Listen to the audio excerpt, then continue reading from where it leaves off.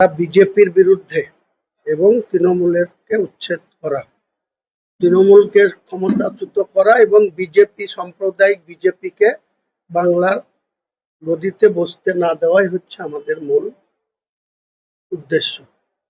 কাজে আপনাদের এই পবিত্র বীরভূমের মাটিতে বোলপুরে দাঁড়িয়ে যেহেতু আমি এসছি, সকালবেলায় আবার আমার দু একটা জায়গায় ছোটখাটো প্রোগ্রাম আছে, সেরে পাথর চাপড়ি হয়ে আমি আমার জেলায় ফেরত যাবো।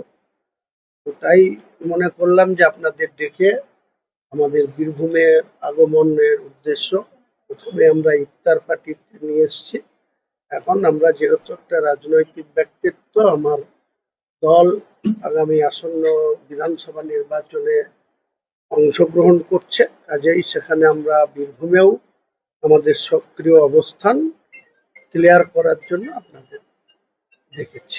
ভোট নির্বাচনে কি আপনি আসবেন প্রচার করতে? নিশ্চয়ই আসবো, আমি এই বোলপুরে আসবো এবং ময়ূরেশ্বরেও আসবো এবং আরো যে কেন্দ্রে আমাদের নিজস্ব প্রার্থী থাকবে, কারণ আমাদের যে দল জোটবদ্ধভাবে লড়বো, সেই দলের যারা যে সব প্রার্থী থাকবে তারা যদি আমাকে নির্বাচনে অংশগ্রহণ করতে বলে, প্রচারে অংশগ্রহণ করতে বলে, সেখানেও তাদের হয়েও আসতে পারি।